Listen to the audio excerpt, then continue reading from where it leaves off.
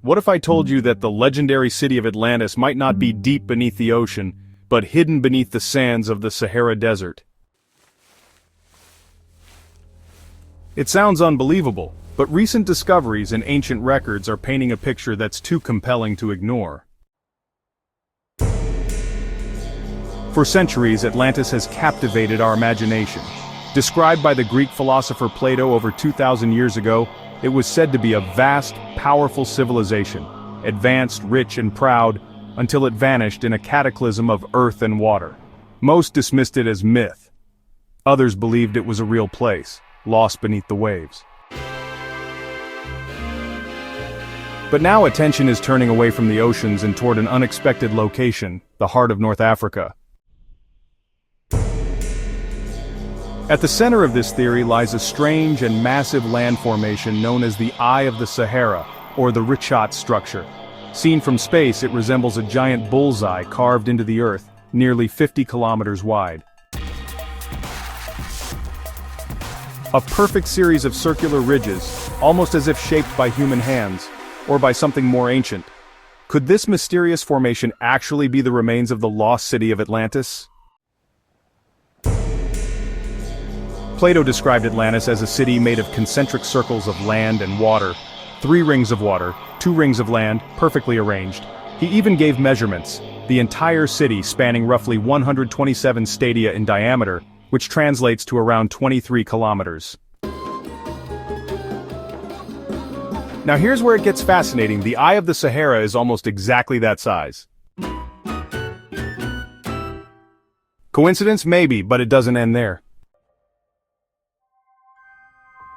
Plato mentioned that Atlantis lay beyond the Pillars of Hercules, what we know today as the Strait of Gibraltar.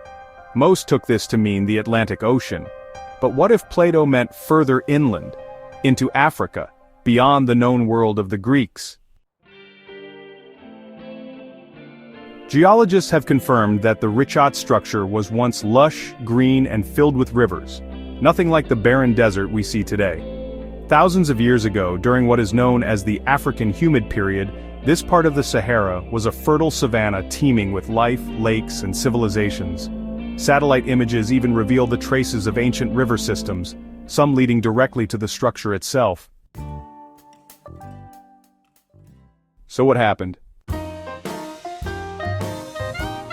The theory suggests that Atlantis didn't sink beneath the sea but was instead consumed by the unforgiving sands of time, buried under centuries of wind-blown dust and the slow drying of the African continent. Could a powerful civilization once have thrived here, only to be forgotten as climate shifted and desert claimed the land? Ancient maps from the 15th and 16th centuries seem to hint at such a possibility. Some show inland seas and cities where none exist today, raising questions about what early explorers or traders might have known.